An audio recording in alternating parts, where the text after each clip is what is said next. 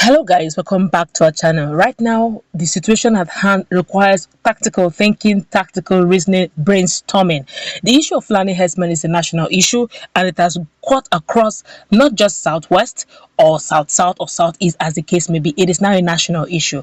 Whether we like it or yes, whatever propaganda you want to give to it, it is in our faces, it's at our doorstep and it requires immediate solutions. We have had series of issues, what Fulani Herdsmen have done from southwest to south to southeast. Now it is now in south. They have a lot of stories to tell. But before we go into the news proper to find out what it is they've done in south region and also what some of the governors, especially from the northern regions, are saying, and the fact that they're trying the other agreements the governors forum have agreed. I want you to look at this critically. We'd like you to subscribe to our channel by clicking on the red subscribe button. Beside it, you will see a bell notification icon. Please go ahead, click on it to get notified as soon as we update our channel on YouTube. First, we'll start with what a PDP governor from the northern states has to say about Fulani herdsmen and what they ought to, their rights, in this country, and also the decision of the Nigerian government and what Fulani herdsmen did in Akwa Ibom State. Let's go straight to the news. Well, according to Governor Bala Mohammed of Bauchi State, he said herdsmen are not to be blamed for bearing firearms. That the governors, well, according to one of the prominent reporters, the governor said they are only protecting themselves against cattle rustlers who attack, kill, and take away their possession.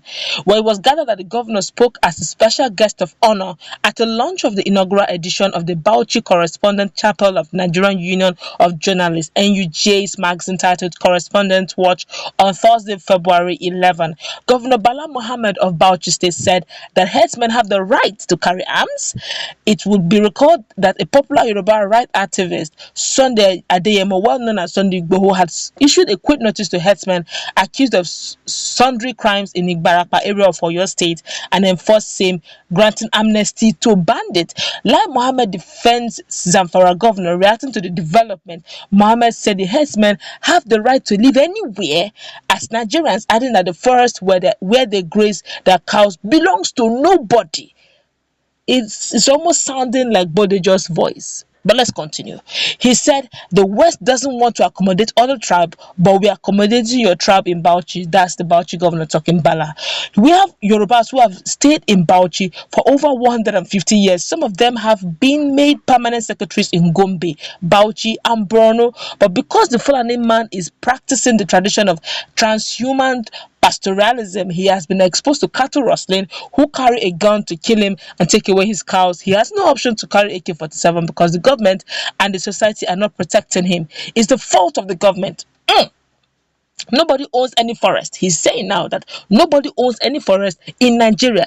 It sounds so much like, honestly, when I keep hearing such words, it reminds me of Bodejo. Or Bodejo, yes, the Bodejo, the Meiti Alagai.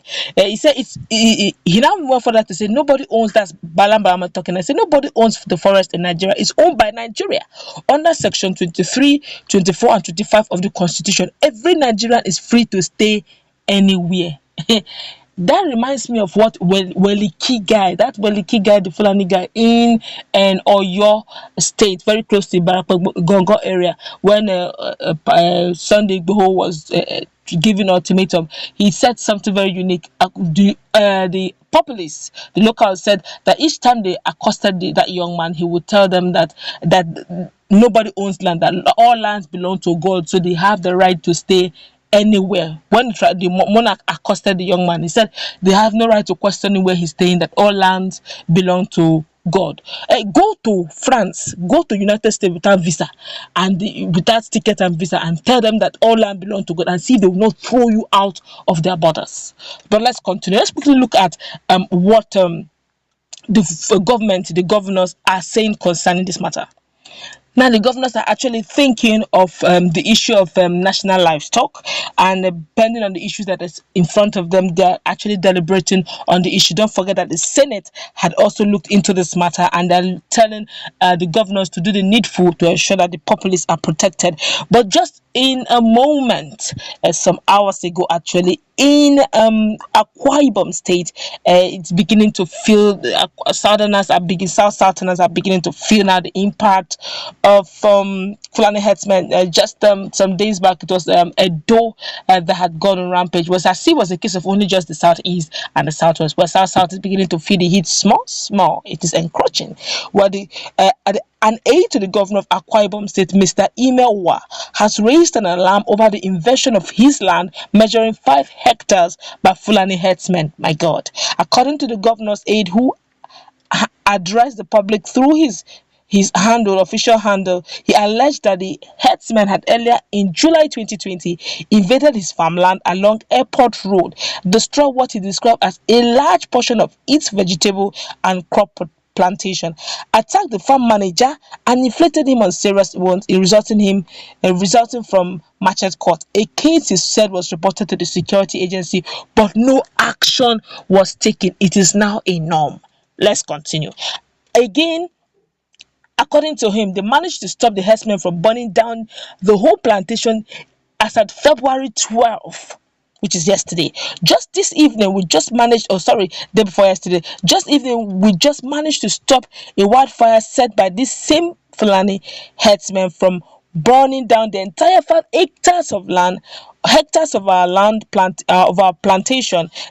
And the audacity these guys have, strolling with their cattle through an investment worth millions of naira in a far down south region of the country, where its people depend highly on crop farming for food sufficiency. He wrote, recently there has been spate of attack on farmers' farmland across the state in the southern and middle belt part of the country, of which Professor Wole Soyinka residence in Abeokuta, Ogun State, was recently attacked by men believed to be Fulani herdsmen. Look, we keep petting this thing. It's getting out of hand.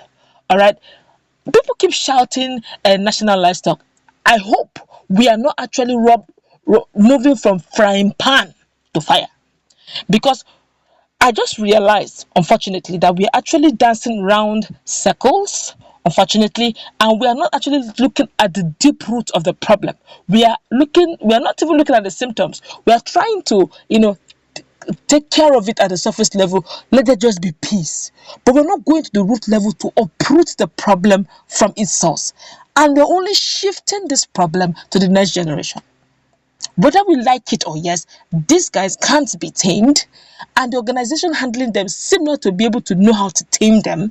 So the best way out is to take them back to where they used to, which probably may be the northern part, so that they can, reorientate them. Just like saying Amajiri children, they are littered everywhere, and you're bringing Amajiri children to the south. How would the south manage Amajiri children? The best place to manage Amajiris is actually in the north. They created it. They should be able to handle the same thing with Fulani herdsmen. Take them back to the north, open ranching for them in the north, and tame them. They're your people. I said, tame them, groom them, and because the way it is going, even if you put the national livestock, how are we still going to cope this problem? Let's go wrap it up.